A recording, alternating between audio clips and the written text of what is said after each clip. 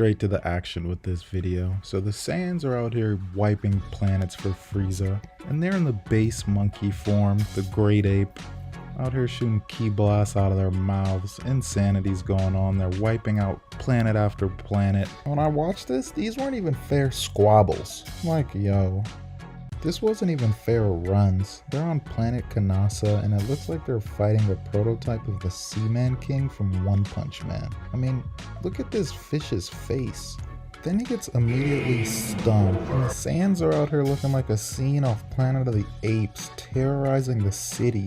So after the Saiyans conquer the planet of Kanasis, there's one fishman alive who's still got a little bit of heart. So this one seaman still alive rushes up on Bardock, and then he just chops him in the back of the neck, sits him down instantly. Now that chopstick really means a lot in this movie. Anyway, Bardock's hurt enough, man, so he gets him out of there, turns him into dust, literally into pieces of dust. So now we head back to Planet Vegeta, and of course we have the legend himself, the Prince. And this is Kid Vegeta, so you know he is an absolute menace, especially to Cybermen.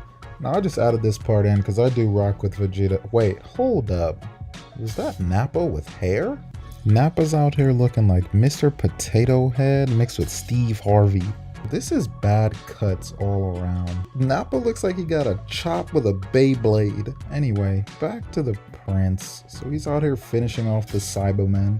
And anytime Vegeta gets a victory, it's like someone got a fresh cut. Look at his pose. Why you whispering?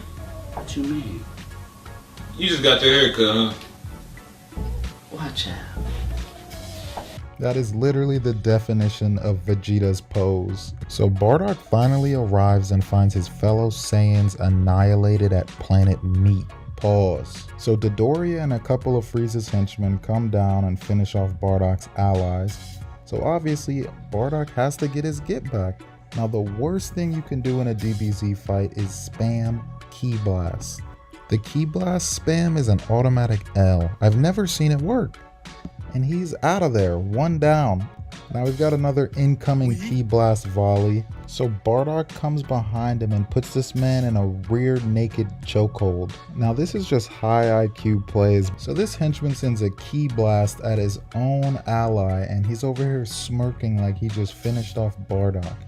This henchman is a noob. This is what we call friendly fire, man. So they finally catch Bardock with a mean knee to the face. They grab him up, put him in a full Nelson, body shot.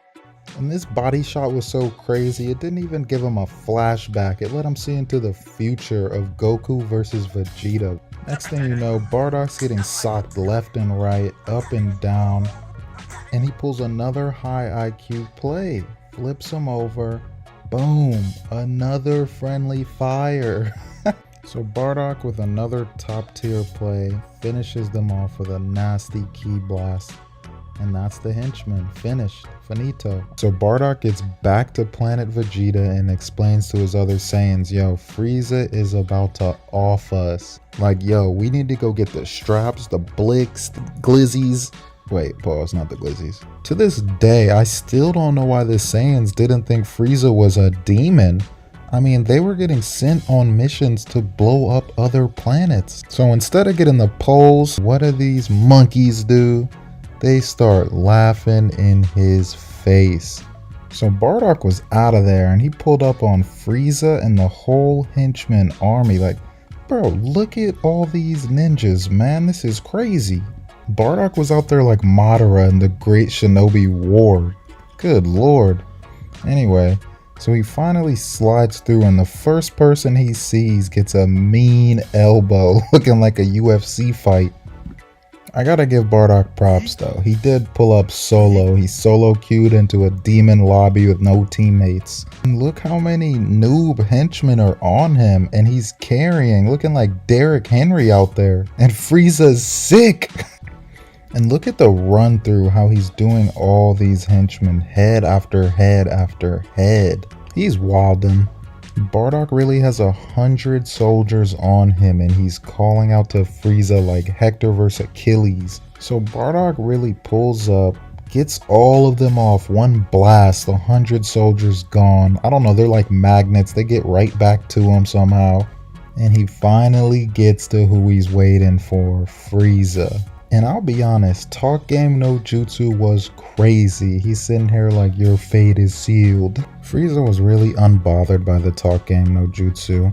And of course, Bardock's still going, says, this is where it ends. And around this time in the series, Frieza was really radiating Black Force energy, man. This was Black Frieza, no cap. Look at his face. Like, you really should not get this much joy from blowing up a planet and killing all of your soldiers.